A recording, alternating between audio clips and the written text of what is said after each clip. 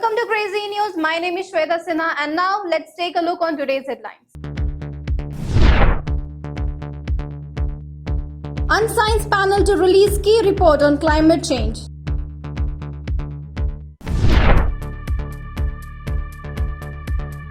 As Afghan cities fall to Taliban, brutal new chapter unfolds.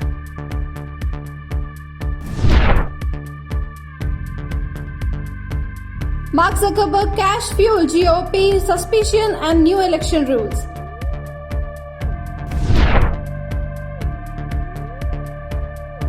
Everything you need to know global vaccine passports.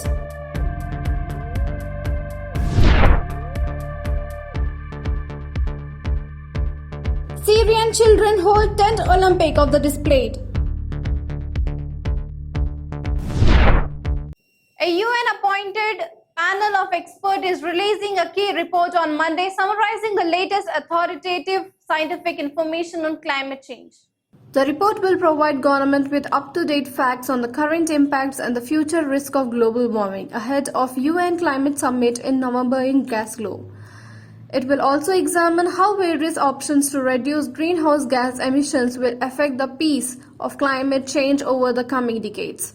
Almost 200 countries have signed up the landmark Paris Climate Accord, which aims to keep global warming below 2 degrees Celsius, ideally no more than 1.5 degrees Celsius, by the end of the century compared to the pre-industrial times.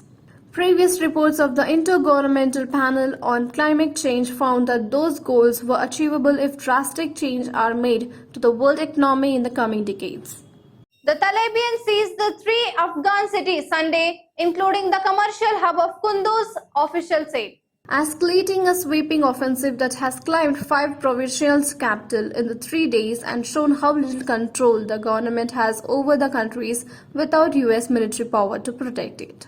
Never before in 20 years of war had the Taliban directly assaulted more than 1 provincial capital at a time. Now 3 fell on Sunday alone: Kunduz, Saraipol and Talokan, all in north, and even more populous cities are under siege in a devastating setback for Afghan government. The fall of these cities is taking place just a week before US forces are set to complete a total withdrawal from Afghanistan. When Facebook founder Mark Zuckerberg donated $400 million to help fund elections officers as they scramble to deal with the coronavirus pandemic late last summer, he said he hoped he would never do it again. Republicans legislators are granting him that wish. At least 8 GOP-controlled states have passed ban on donations to elections office this year, as Republicans trying to block outside funding of voting operations. The legislation often comes a part of Republicans' package that also put new limits on how voters can cast ballots and impose new requirements on the country or city-based election officials. The response is spurred by anger and suspicions on the right that Zuckerberg's money benefit Democrats in 2020. Conservatives have long accused the tech mogul's social media platform considering right-wing voice as part of campaign against misinformation. Passes and vaccine passports are increasingly being used across the world to limit entry to public places to those who have been vaccinated, recovered from COVID-19 or tested negative. From March, Denmark, Austria and Hungary were among the first countries to introduce health passes, either on paper or in digital form. You still need to pass to go to restaurants, hotels and sports centers in Austria. In Denmark, it now only applies to hairdressers and sports centers. In Hungary, immunity certificate delivered for the first vaccine shot were required to stay in home, go to restaurants, theaters, sports or music events. Now they are limited to health centers and gathering of more than 500 people. Hurling a javelin, leaping over hurdles and sprinting beyond a row of 10 to win gold displayed children in the northwest of war-torn Syria staged their very own Olympics. As the Tokyo Olympics wrapped up the weekend, 120 boys from 12 different camps excitedly gathered late Saturday for their own version of the games in Syria's last major rebel blast station of Idlib. Each wearing the color of their camp, it was their turn to be the star athlete on the running track and soccer pitch attack in the red earth beside the tent settlements of the Yaman near Idlib city. Among the participants at the 10th Olympic 2020, Walid Muhammad Al Hussein, 12, was delighted to have represented his camp in the long jump. "We had such fun," he said. 3 fellow teammates huddled around with their arms wrapped over his shoulders. Most countries have witnessed at least 2 waves, while others have reported a 3rd wave of the COVID-19 pandemic. Data collected from various sources show the gap between the wave peaks is approximately between 160 to 180 days in high-burden countries, including India. Different in peak days, age range and severity of the infectious disease have been reported widely across the globe. However, the comparative characteristics of the COVID-19 waves still remains largely unexplored. In India, the second wave spread like tsunami. By April 23, 2021, COVID-19 case across 15.9 million. With over 185,000 deaths, the second wave is still involving in some states when compared to the first wave.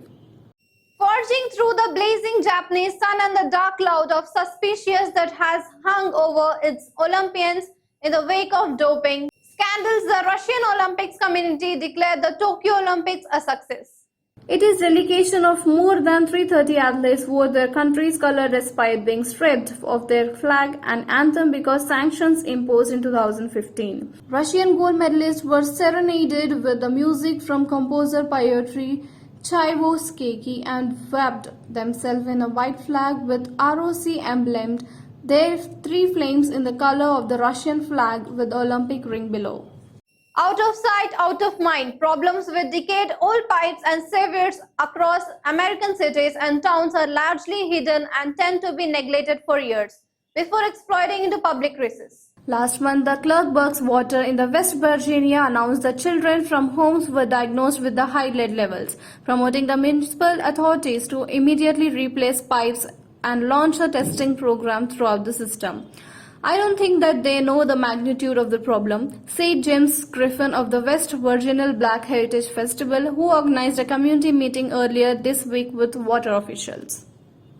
Tencent Holdings, backed Chinese education firm VIP Kids, said on Saturday it would be stopped selling classes taught by the foreign-based tutors, with immediate effect to comply with new rules announced for the country's private education sector.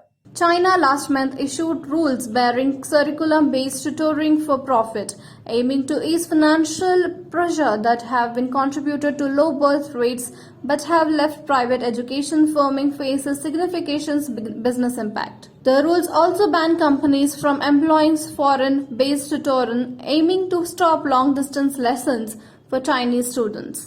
Almost 6 months into the mission, the Mars rover Perseverance has at least performed at the groundbreaking ceremony. Earlier this morning, NASA's latest emissary to the red planet drilled into a rock, then extracted, sealed, and stored a pinky finger-sized sample into the tube with a protective compartment on its underbelly. At least that was that intentions. Initially, images sent back to the mission's control showed that a drill hole had been created, and telemetry suggested that after the sample was seemingly extracted from the rock, it was processed within the cover according to the plan. That's it from me and my team. For more updates, keep watching Crazy News.